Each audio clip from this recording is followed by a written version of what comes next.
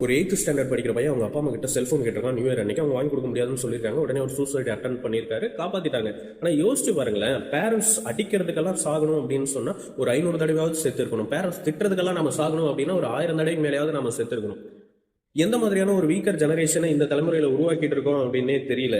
Parents திட்டினா, parents கோச்சிக்கிட்டா, lower வேணான்னு சொல்லிட்டா, டீச்சர் திட்டினா எல்லாத்துக்கும் போய் சாகுறேன் அப்படின்னு போறானுங்க. இதுக்கு மிக முக்கியமான காரணம், கேட்டதெல்லாம் என் பிள்ளைக்கு கிடைக்கணும், அவன் கேட்டதெல்லாம் நான் வாங்கி கொடுத்துருவேன். என் பேரண்ட்ஸ் திட்டினாங்க, என் பேரண்ட்ஸ் கோவப்பட்டாங்க, ஆனால் நான் என் பிள்ளைகிட்ட கோவப்படவே மாட்டேன், திட்டவே மாட்டேன் அப்படின்னு உருவாக்கின பொம்மைகள் இருக்கு இல்லையா, அதெல்லாம் தான் இப்படி தோல்விகளை தாங்கக்கூடிய மனப்பக்குவம் இல்லாமல் இந்த மாதிரி வேலையெல்லாம் பார்க்கறது.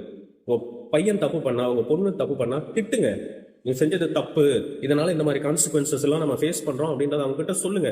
ரொம்ப பெரிய தப்பு பண்ணா தப்பே இல்லை, 2 அடி அடிச்சாவது சொல்லி கொடுங்க. நாம திட்டாம அடிக்காம ஒரு தலைமுறையை வளர்த்தோம் அப்படின்னு சொன்னா தோல்வியை எதிர்கொள்ளக்கூடிய பக்குவமே இருக்காது. நானே என் பிள்ளைய ரொம்ப கம்ஃபர்டபுளா வளர்ப்பேன் அப்படின்னு சொல்லி சொல்லி வளர்த்துக்கிட்டே இருந்தீங்க அப்படின்னு சொன்னா நீங்க இல்லாத ஒரு இடத்துல அவனால இந்த சமூகத்தை ஃபேஸ் பண்ணவே முடியாது. அந்த மாதிரியான ஒரு பொம்மையை நீங்க உருவாக்க போறீங்களா, இல்ல என்ன பிரச்சனை வந்தாலும் அதை தாங்கிட்டு இருக்கக்கூடிய ஒரு தலைமுறையை உருவாக்க போறீங்களா அப்படின்றதுதான் கேள்வி. ஒரு பையன் ஒன்று விஷயத்த கேட்கறான்னா, இப்போ என்னால் வாங்கி கொடுக்க முடியாதுப்பா, அப்புறம் தான் வாங்கி கொடுக்க முடியும், இப்போ என்கிட்ட காசு இல்லை, காசு வரும்போது வாங்கி தரேன், பணம் இருக்கும்போது வாங்கி தரேன், இப்போ என்னால் முடியாது, ஏன் முடியாது அப்படின்றத அந்த பிள்ளைங்களுக்கு சொல்லி புரிய வைங்க.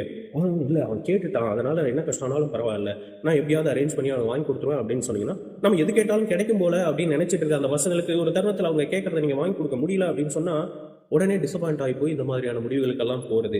அதனால தயவு செஞ்சு இனிமேலாவது உங்கள் பிள்ளைங்க தப்பு பண்ணும்போது சொல்லி புரிய வைங்க. சொல்லியும் புரிஞ்சிக்க முடியல அப்படின்னு சொன்னால் 2 அடி அடிச்சாவது உங்கள் பிள்ளைங்களை புரிய வைக்க முயற்சி பண்ணுங்க. ஏன்னா டீச்சர்ஸாக அடிக்கக்கூடாதுன்னு சொல்லிட்டாங்க, இவனுக்கு போயிட்டு கேஸ் கொடுத்துட்றானுங்க. பேரண்ட்ஸும் எதுவுமே கண்டிக்காம வளர்க்க ஆரம்பிச்சோம் அப்படின்னு சொன்னா தருதலைகளாக தான் அந்த பிள்ளைங்க வளரும். பேரண்ட்ஸ் கிட்ட அடி வாங்காமலே வளர்ந்தேன் அப்படின்னு சொன்னா நாளைக்கு வெளியில எங்கேயாவது போய் அடி வாங்குவான். எவ்வளவு தப்பு பண்ணாலும் அவங்க பேரண்ட்ஸ் கண்டிக்கவே மாட்டாங்க அப்படின்றக்குள்ள நாளைக்கு கண்டிப்பா போலீஸ் கிட்ட அடி வாங்குவான். அதனால தயவு செஞ்சு கண்டிச்சு வளர்க்கணும்.